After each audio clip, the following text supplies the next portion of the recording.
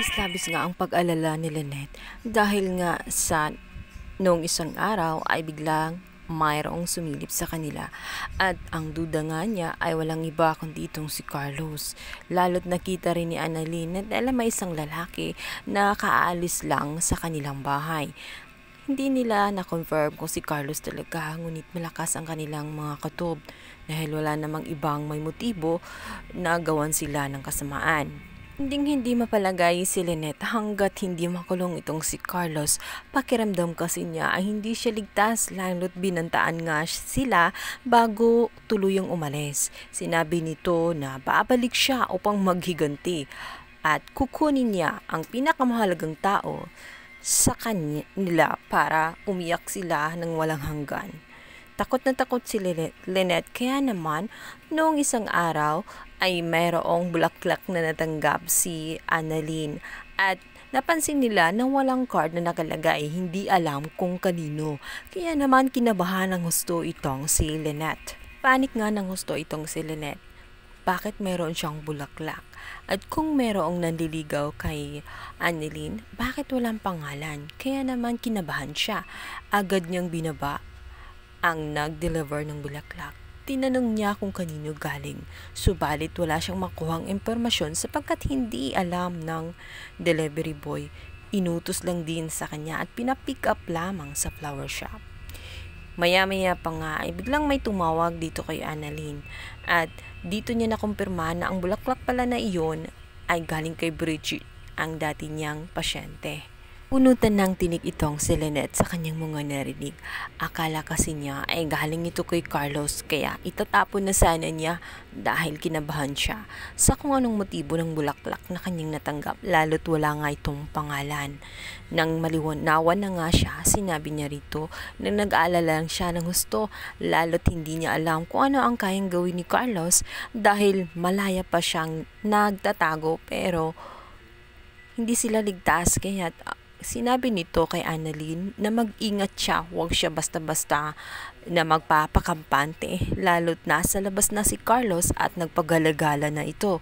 Humahanap lang ng tiyempo para makaganti sa kanilang mag-ina. Ang banda, sa loob nga ng Apex ay magyaya ang mga kaibigan ni Annalyn na kumain sa labas. Subalit dahil sa sinabi nga ng kanyang ina na mag-ingat ng husto at huwag basta-basta gumala dahil hindi nga siya ligtas, binantaan siya ni Carlos. Sinabi ng isang kaibigan ni Annalyn na maaring uwi lang umano itong kanyang ina. Hindi naman daw basta-basta magpapakita itong si Carlos lalo't alam niya na hinahanap at hinahabol siya ng batas. Pipiligro siya kapag mayroong nakakakita sa kanya. Kaya hindi yun basta-basta mangyayari. Sinabi ni Annalyn na maigi pa rin umano ang mag-ingat dahil hindi biro ang kanilang mga naranasan mula kay Carlos. Samantala, sinabi naman ni Joanne na kung sa kwento niya ay nakita niya nung isang araw itong si Carlos, alam nila kung saan ito pupunta at natitiyak nila na sa kanyang anak na si Harry iyon magtutungo.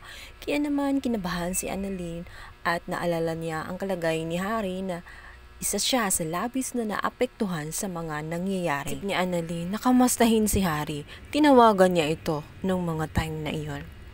Si Harry ay lasing na lasing at bouncer nga ang nakasagot sa kanya. Sinabi nito kung isa siyang kaibigan ay maigi umano na sunduin na lang itong si Harry dahil nasobrahan na nga ito sa alak. Baka kung anong mangyari sa kanya at makahanap pa siya ng kaaway sa loob. Alala ng husto itong si Annalyn. Agad na umalis siya upang puntahan itong si Harry. Nakalimutan niya ang bilin ng kanyang inaw na huwag siya basta-bastang umalis kapag walang kasama. At siguraduhin ligtas ang kanyang mga pupuntahan dahil si Carlos ay paggalagala lamang sa paligid at humahanap lamang ng tiyempo. Mapapahama kaya si Annalyn sa kanyang ginagawa dahil mas inuna niyang puntahan ang kanyang kaibigan na si Harry dahil sobra ang kanyang pag-aalala. Sa kabilang banda, itong si Giselle at itong si RJ ay mag-uusap tungkol sa nangyayari nga na aalis na nga itong si Eric at pupunta na sa ibang bansa. Hinayang si Giselle sa kay Eric dahil sa kanyang paningin ay maaasahan si Eric at nagagawa naman ng maayos ang trabaho sa Apex. Subalit Ang pag-alis naman ni Eric ay kinakatuwa nitong si RJ dahil wala siyang tiwala sa taong iyon.